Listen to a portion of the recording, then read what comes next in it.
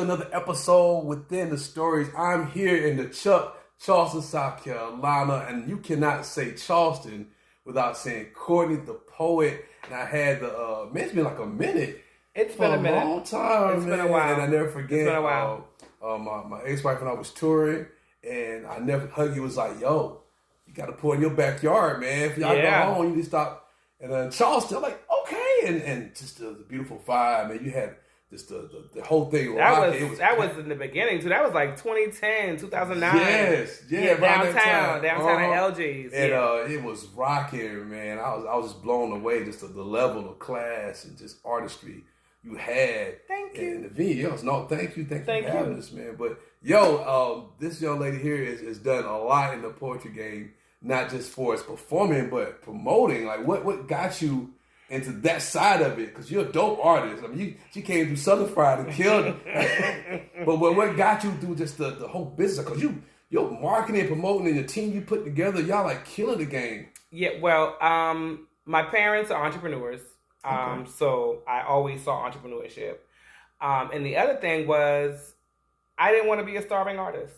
Right. That had been a stigma, like, doing poetry. That sounds, so I just wanted to be able to do the art, but I wanted to be on the business side of the art to like make it to where I'm going to pay some poets as well, but I'm going to monetize this thing without, having to be afraid of doing what I love and not making money.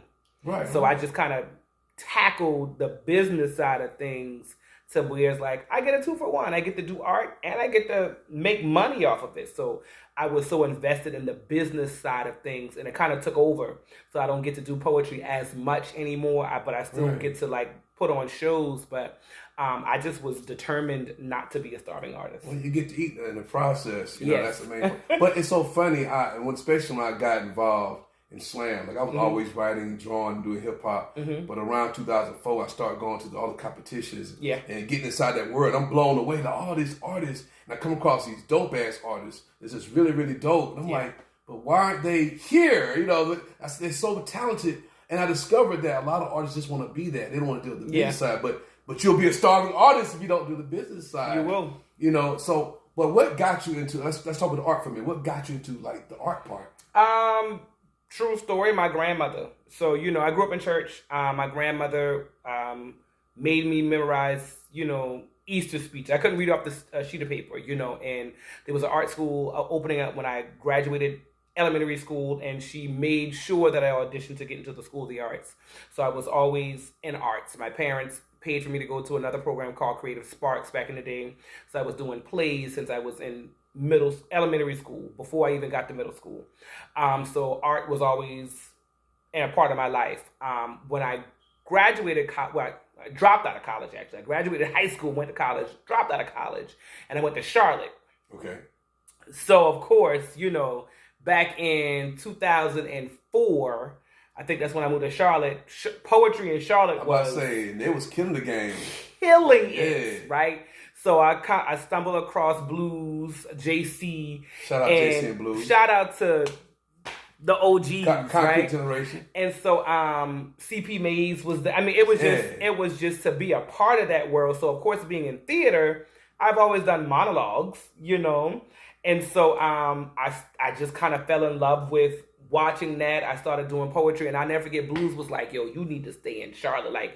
And I was like, nah, I'm going to go home. And I moved back to Charleston in 2008 to kind of start doing what I saw them doing with the poetry scene. I was like, yo, I can do that at home. Right. And that's how I created that, scene in Charleston. But I'd always been into theater.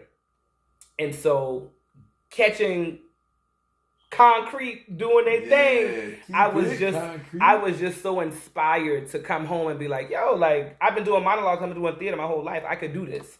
And so I kind of I had already started getting my pen together, I started writing, and that was just that. I was in Columbia in 2010, that's when I met Taboo, and she was the first one who invited me to go to Southern Fried. Really? So I went to Southern Fried as just a spectator, I think in 2010 when it was in Atlanta maybe, but I just kind of was just hanging out, with Peggy.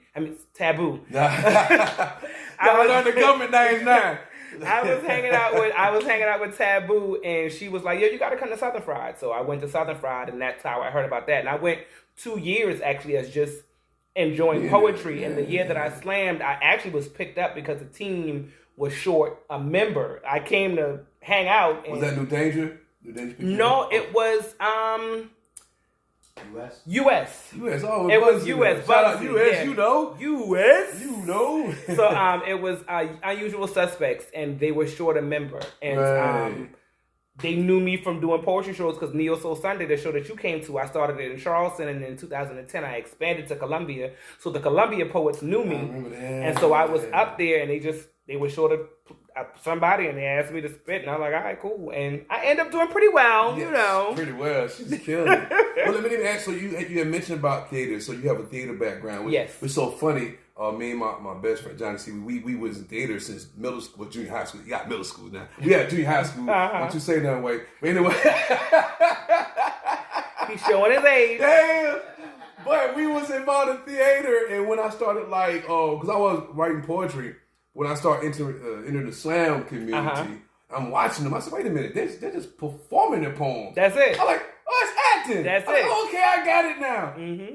So that's really cool that you mentioned that you have a theater background, because really you're really acting out. You're making your poem a monologue. That's basically. It. That's it. But another thing I want to commend you on, that you actually took that and you brought it back home. Yes. And I had discussion. Shout out to my man AJ Houston in Las Vegas. We was talking about how a lot of people they speak community. But a lot of people don't perform community, and you Pretty actually much. perform. You saw this thing. I'm gonna bring this back home, and you grew to sing. Like, it was really, really big. Big. So let me ask you, and I hate when people give a time limit, but what's like the next level? What's the next 5 years for Courtney the Poet? Oh God. So poetry is still a part of me, but there is so much that has branched off with me doing the business side of things. So I have an event called the Bonfire that has become bigger than me. That yields about 6,000 people in attendance, and I'm traveling with that event. I have another traveling event called the R&B Picnic and Cooler Fest. That is about 1,000 people. That's the first year though, so we're trying to get that to about 5,000 people in the next 2 years.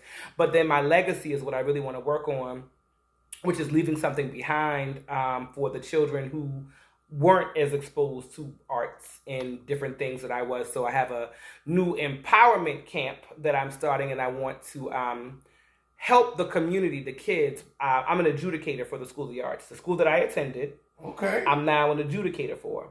And it's a public school, but you have to audition to get in because it's strictly about arts. You are in your art class every day. You run an A-B schedule with academics, but arts you do every day.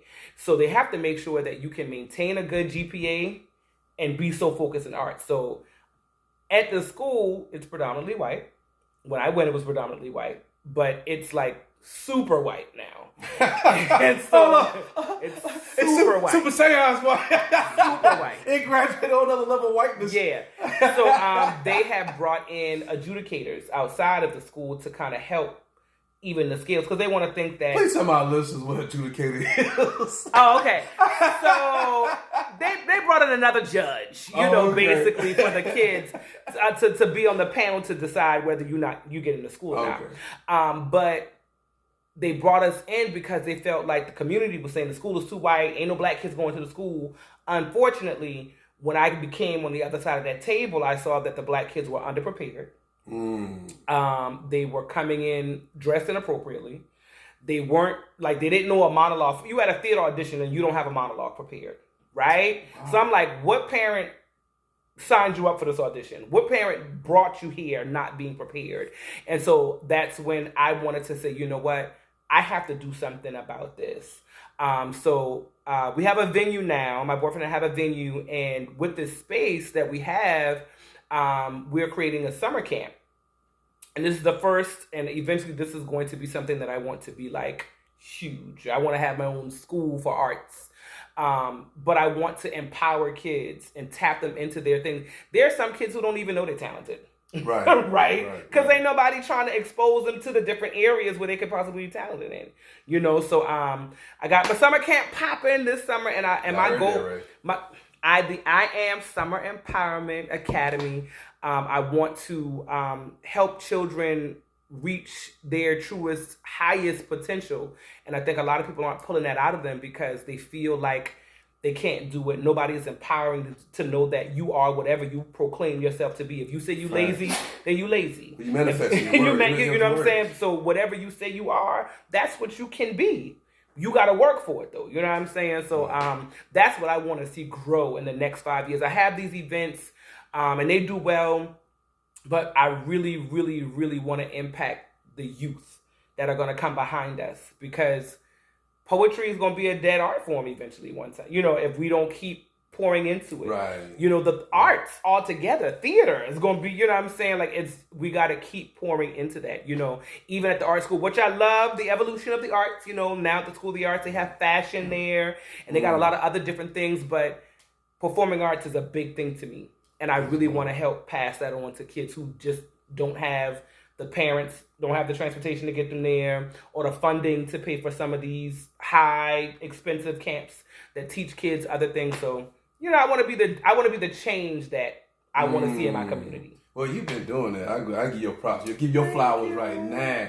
Now you mentioned that your grandmother made you memorize all these things to perform. Can you take us to like a memory when you were younger and you had to like, you know, like first time you got up in front of everybody to perform a story that you can share with us that you captured that feeling, and what was that like? Was it really nervous or what happened? Can you take us there? Okay, so I'm not lying. Uh-oh. I don't think I've ever been nervous about it. Really? No cap. I don't think I've ever been nervous. Like never a little butterfly? I don't think I've ever been nervous. I'm always nervous. I think as the bigger the events get, sometimes, you know, like I'm kind of, but as a kid, I was bold and I'm with this. I would get annoyed sometimes because you know how you do that dance first, you know. I always, the elders did that, you know, I always had to do that poem. Courtney, come here, Courtney. Do that thing you be doing. Yeah, do that poem. Do that thing you said at church the other day. So they primed you, like you just. Oh, my grandmother, she knew what she was doing, and I was just always. I wasn't afraid. I wasn't scared as a kid. I loved doing it. So I don't really have any of those type of stories, but I do know that. Oh, here we go. That's what I'm waiting on. I do know that my family, they laugh about it all the time. So because I was a star as a kid, you know, and at the School of the Arts, I really shined.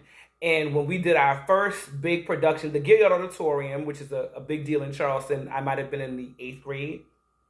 And at the end of Oklahoma, I was Aunt Eller.